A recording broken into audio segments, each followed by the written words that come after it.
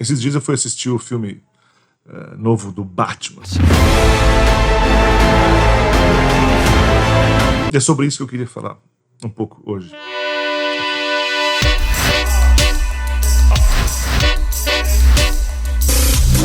Добрый вечер. Здравствуйте, товарищ. Сегодня завершился официальный визит генерального секретаря. Как уже сообщалось, 4 октября Михаил Сергеевич Горбачев посетил музей-квартиру Владимира Ильича Ленина. Значит, виды на урожай были за 30 центнеров с гектара. За 30. Это вселяло уверенность в том, что... 13-я партия матча на первенство мира по шахматам между Анатолием Карповым и Гарри Каспаровым не состоялась. В Москве 16-18 graus. E eu queria começar falando sobre a música do filme. Tem um tema musical que ele aparece várias vezes, repetidamente ao longo do filme, que é esse aqui, ó.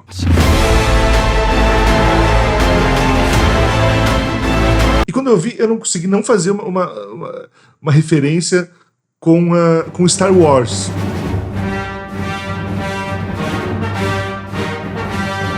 Do Batman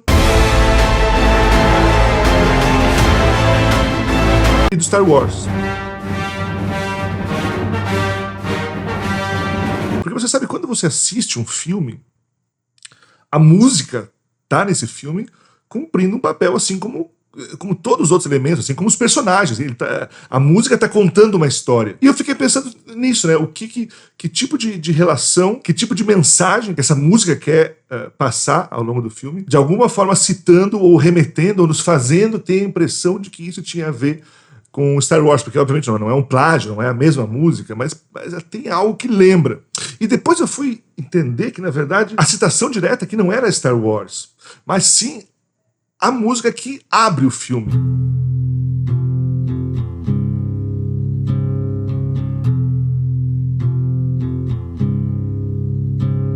O filme do Batman começa com uma música do Nirvana, um Kurt Cobain cantando uma música chamada Something in the Way.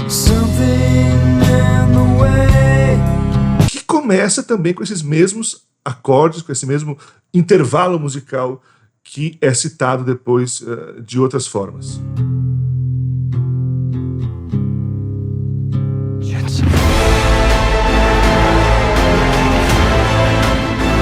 E aqui a coisa começa a ficar mais interessante, porque o filme não só começa com essa música, e começa com um destaque absurdo para essa música, o trailer do filme também tinha essa música, bem como a música é citada várias vezes ao longo do filme. Então alguma coisa eles querem nos dizer, como que sempre nos levando de volta àquela música, como se aquela música pudesse nos informar alguma coisa sobre a história que eles estão contando. De alguma forma, eles estão associando a figura do Batman, do Bruce Wayne, à figura de Kurt Cobain.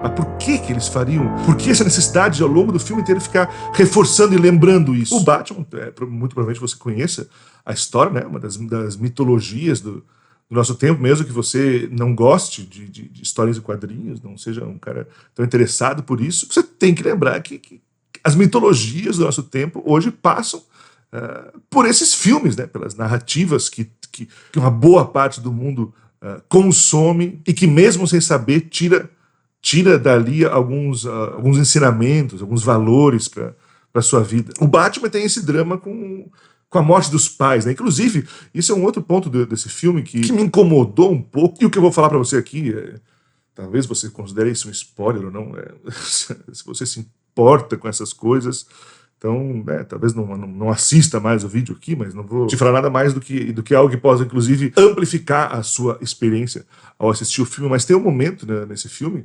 onde não o vilão, porque não é exatamente o vilão, né? Nesse universo do Batman, ninguém é realmente bom ou mal.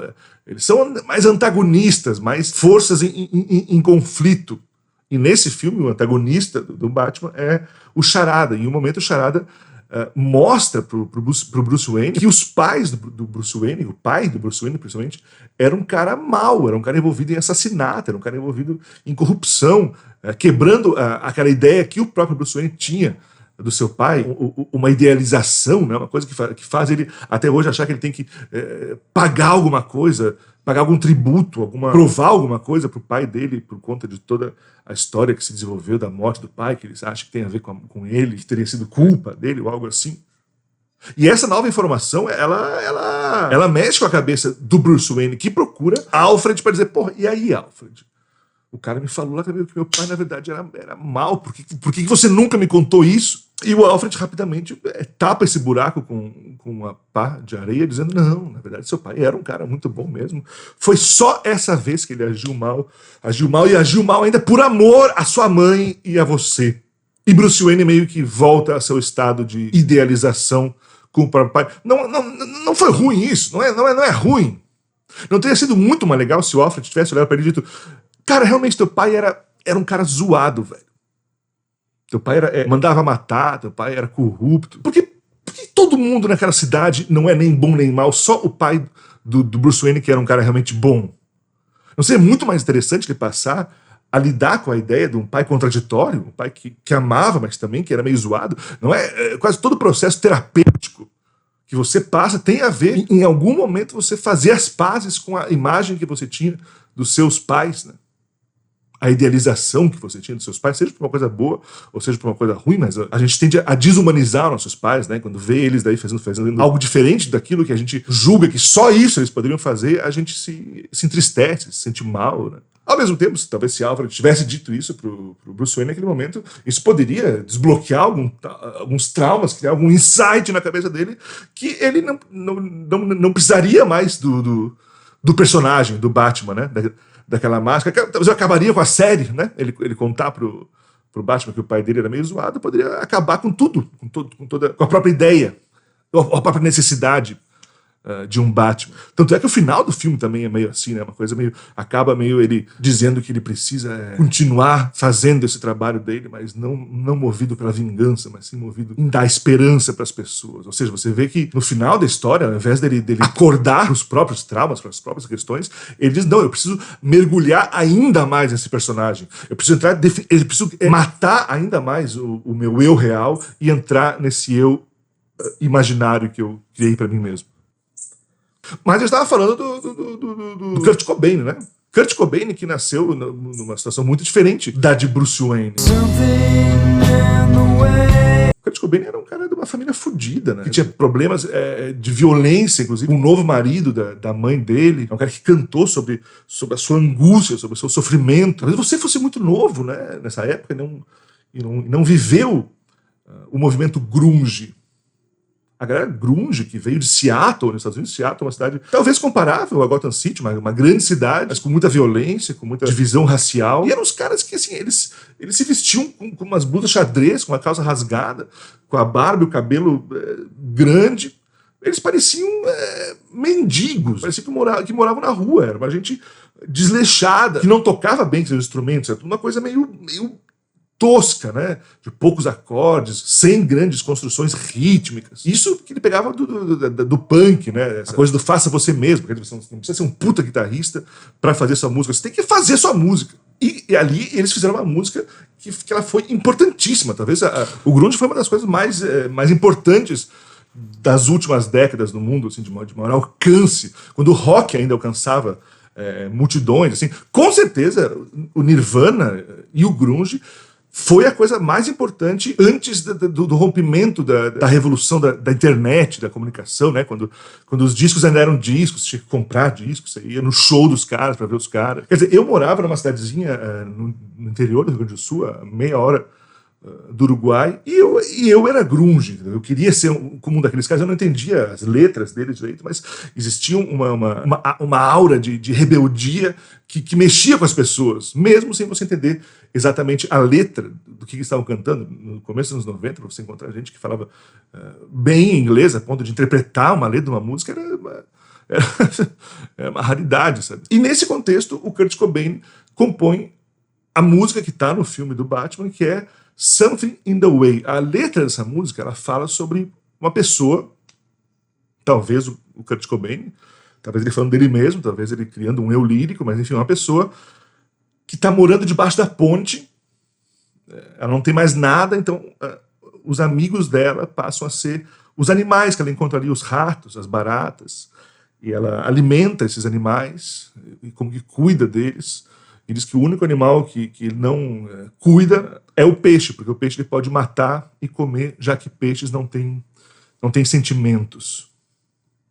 E o refrão da música diz something in the way, alguma coisa no caminho que eu não sei, eu não consigo entender se é alguma coisa no caminho que o levou essa pessoa até ali, se ele está procurando por alguma coisa no caminho que possa mudar essa trajetória dele, ou se ele é alguma coisa no caminho atrapalhando a passagem das pessoas. Para que eu sirvo? Eu sou só um pedaço de carne amontoado que as pessoas que dificulta ainda a passagem das pessoas. E essa é uma pergunta que tem a ver com as perguntas que o filme do Batman levanta, né? Porque a história do filme se passa nos 2 primeiros anos em que Batman começa, que Bruce Wayne passa a agir como Batman. Então tem muita pergunta ainda, porra, para que serve isso, né? Quem sou eu no meio disso tudo? Que tipo de impacto que eu gero na sociedade, né, e ao meu redor? Tem gente que diz que o Kurt Cobain chegou a morar na rua, a família dele nega isso completamente, mas alguns biógrafos do Kurt Cobain dizem que sim, que lá pelos 14 anos de idade ele foi expulso de casa, onde ele morava com a mãe e com o marido da mãe, e que ele passou a morar em lugares, assim, né? Ele não dormia necessariamente debaixo da ponte, mas dormia em guichê de rodoviária, em sala de espera de hospital, na casa dos amigos, num banco da praça. Ele meio que não tinha um ponto seu, ele vagava, mas que existia debaixo dessa ponte, em Seattle, um ponto de encontro da galera jovem, grunge, os punks, os subversivos da cidade, onde eles se encontravam para ficar junto, conversar e usar drogas, porque não sei se você sabe que jovens usam drogas, e todo mundo por aí usa droga, caso você não saiba, né? Não são só os rebeldes, não são só os malucos que saem de casa. Se você não conhece pessoas ao seu redor que usam drogas, é muito provável que isso seja porque as pessoas ao seu redor não te contam, e você talvez saia de bobo na história e não perceba o que está acontecendo, porque as drogas são algo que as pessoas hoje em dia usam. Se não for maconha, pode ser cocaína, pode ser MD, êxtase, pode ser remédio para dormir, pode ser antidepressivo, pode ser café. As pessoas estão o tempo inteiro se dopando. Então a história da ponte, ela tinha a ver com essa vivência do Kurt Cobain. Então é muito provável que quando ele fale sobre isso, essa música, ele está falando sobre a sua própria dor, né? De se sentir deslocado do mundo que cerca ele, se sentir como um fardo, como um problema, como alguma coisa que atrapalha, e que tudo que ele tem são uns bichinhos ali que ainda gostam dele, né? Cachorro, um gato, a lagartixa, um rato, as baratas que voam. Quando o filme coloca essa música e te abre esse carteado na sua frente, e olha que interessante, você deveria assistir filmes ouvindo a música do filme por essa perspectiva, como algo que está o tempo inteiro querendo te contar alguma coisa que você deve saber a mais sobre aquela história, para te ajudar a entender o contexto. Então, os primeiros segundos do filme do Batman, ele abre esse universo à sua frente. Ó, essa música vai te dar muitas pistas sobre o que eu gostaria que você visse ao olhar para o personagem desse filme. Que você pode olhar para ele só como o menininho rico, que ao invés de vender as empresas, dar dinheiro para os pobres, ajudar as pessoas e realmente mudar o mundo, ele prefere ficar escondido numa caverna, fazendo maquininha para sair de madrugada. Porque a questão do Batman não está na justiça, né? De forma alguma. Se essa justiça, ele realmente ia lá pegar os bandidão, os caras, os mafiosos da cidade dele e acabar com o crime. Não, mas ele se conecta às pessoas com as quais ele tem algum conflito emocional. É isso que gruda ele nas pessoas. O Kurt Cobain não deu conta, né?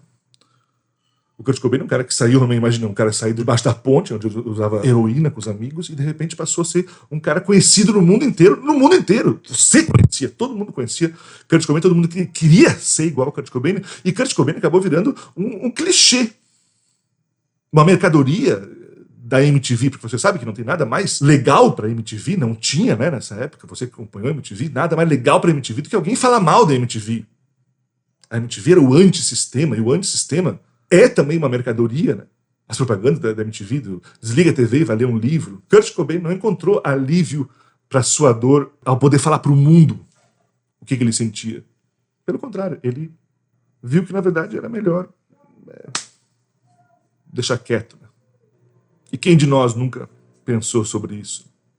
Porque nem todo mundo tem uma máscara e equipamentos que te deem a sensação de poder, ou de estar acima dos limites do ser humano comum.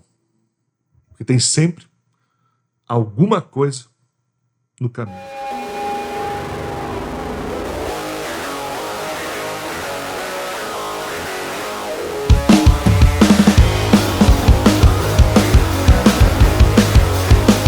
Um efusivo agradecimento aos apoiadores deste canal, que ajudam a manter esse projeto acontecendo. Apoie você também a Revolução Comunista, fazendo parte da nossa campanha de financiamento coletivo. O link para o nosso Apoia-se está na descrição desse vídeo. Não esqueça também de deixar o seu like, inscrever-se no canal, ativar as notificações, deixar seu comentário e, é claro, compartilhar esse vídeo com seus amigos, para que mais pessoas possam assistir. Muito obrigado pela sua audiência e nos vemos no próximo vídeo.